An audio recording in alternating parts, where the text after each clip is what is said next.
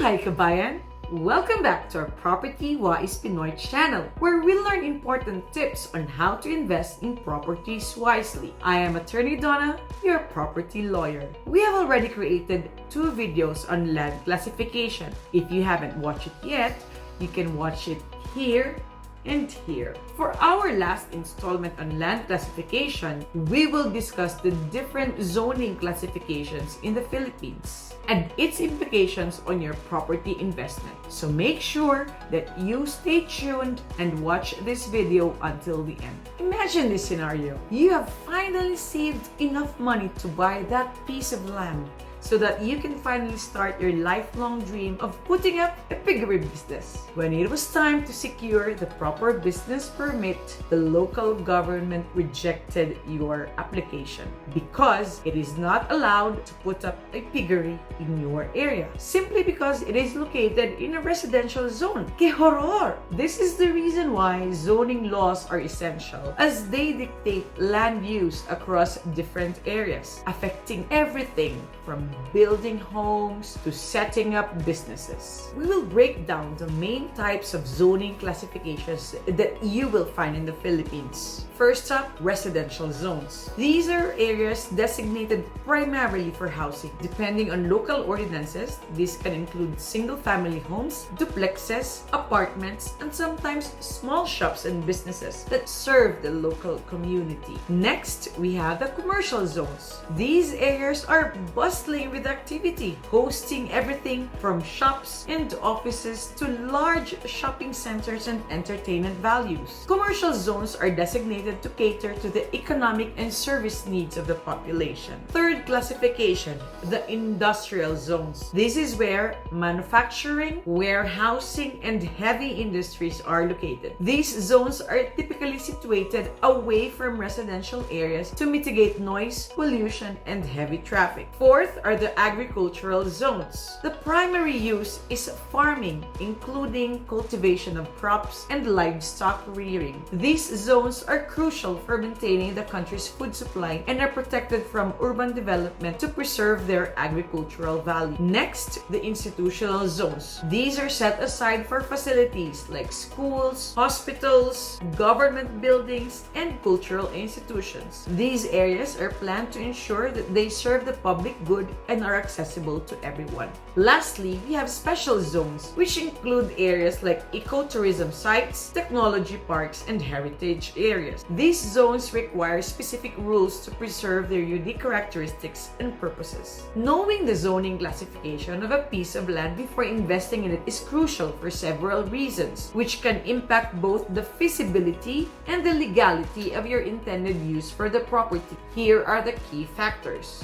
Number 1, it determines permitted uses. Zoning laws define what activities can and cannot be conducted on a piece of land. For example, if you purchase land intending to build a commercial store, but the area is zoned exclusively for residential use, you won't legally be able to establish your business there. Remember the first example in this video? If you bought a property intending to put up a piggery business in a residential area, then that might not be allowed to operate by the LGU. Second reason, this ensures compliance with regulations. Each zoning area has its own set of rules concerning buildings, heights, densities, and the distance between buildings. It must be set back from the street. Knowing these restrictions can help you determine whether your project can meet the local requirements or if you'll face potential legal challenges. One time I had a client who wanted to buy a property in a highly urbanized area. He wanted to put up a 10-story building in that area. So we had to check with the planning office in the city first if that intended project is allowed according to their city's height restrictions. Good thing that it was,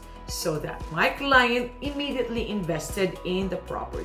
Third reason, zoning actually influences property value. The zoning designation can significantly affect property values. Commercially zoned lands are often more valuable than residentially zoned lands because they allow for business activities which can generate income. Conversely, industrial zoning might lower the value of nearby residential properties due to factors like noise and traffic. Fourth reason, this affects future developments. Zoning can provide insights into what future developments may occur in the vicinity. For instance, if an area is zoned for high-density residential use, you might expect more apartment buildings and fewer single-family homes, which could influence your decision to invest based on your market or living preference. That is why, before investing in a property, it would also be wise to verify what are the future developments in the area. This would determine if your property investment would appreciate quickly. Fifth reason, this is for the protection of property rights and investments. By adhering to zoning regulations, investors are also protecting their property rights and investments.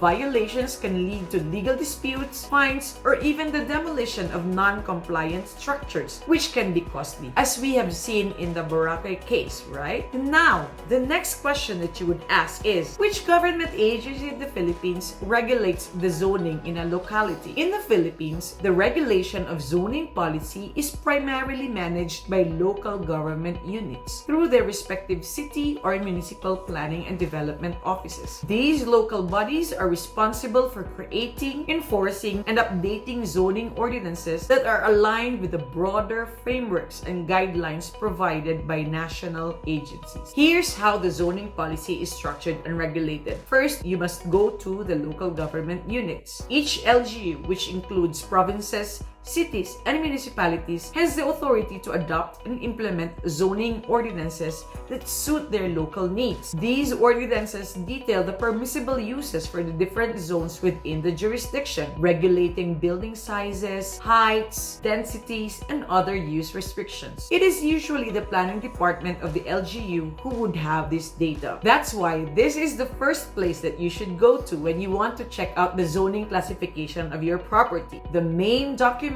that would also guide you in knowing the classification of your property is the tax declaration. It is usually reflected on the property assessment area, whether it is agricultural, residential, commercial, or industrial. And you've learned a tip from a Property Wise Pinoy channel. Second office, Housing and Land Use Regulatory Board, which is now called the Department of Human Settlements and Urban Development. Prior to 2020, the HLURB was responsible for overseeing and coordinating land use planning across the Philippines. It provided guidelines and standards for local zoning ordinances. However, with the signing of Republic Act No. 11201, the HLURB was restructured into what is now known as the Department of Human Settlements and Urban Development, or the DSUD. The DSUD continues to handle many of these responsibilities, including policy development for land use and housing, ensuring that local plans conform to national standards. And the third office, the Department of Environment and Natural Resources, or the DNR. They are involved in zoning regulations, particularly those that affect environmental protection areas, forest lands, and coastal zones, as we have discussed in our previous video. Their regulations ensure